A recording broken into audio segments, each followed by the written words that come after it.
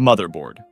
The motherboard is a wide and flat circuit board, and it's the main component of the computer, where every other component gets connected. Its goal is to make the different parts of the computer communicate with each other. It's relatively cheap if compared against other components, even though it's arguably the most important one. It can be considered the heart of the computer.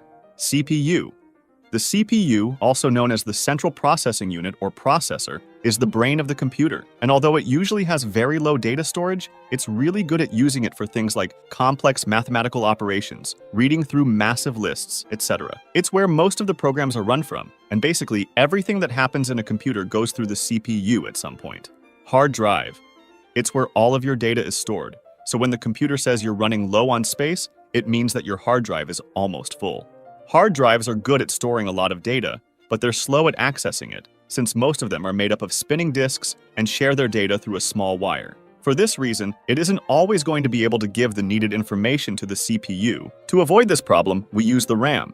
The RAM stores data, just like the hard drive, but with much less space available. The good thing about the RAM is how fast it can access information, making it useful to quickly communicate to the CPU the information that would take too long for the hard drive to access. Every time you see a loading screen in a video game, it's because the CPU is taking the needed data from the hard drive to the RAM, so it can access it much more quickly when you're playing. The RAM is connected through a long, thin stick instead of a small wire like the hard drive. One thing to remember is that you can't permanently store data on the RAM. It's a short memory system, and every time you turn off your computer, the data on it gets wiped.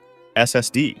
The solid-state drive has the same goal as the hard drive, but it's faster and more durable. It's a newer technology, and in some computers, it's used with hard drives or completely alone. It's also usually more expensive. Graphics card.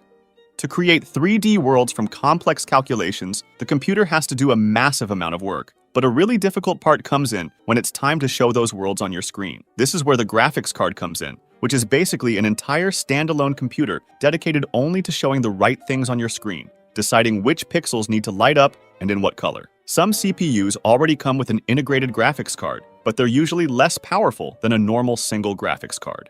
Power supply.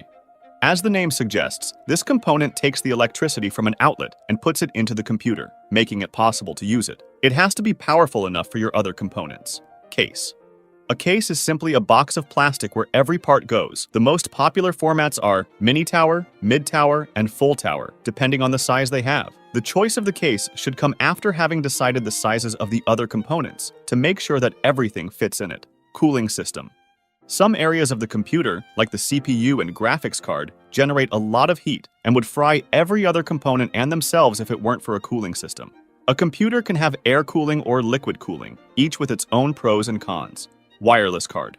If your computer supports Wi-Fi, which gives you access to the internet without using Ethernet cables, it has a wireless card. Shout out to these guys who are the first patrons that support my channel. You can end up on this list as well. Check out the link in the description.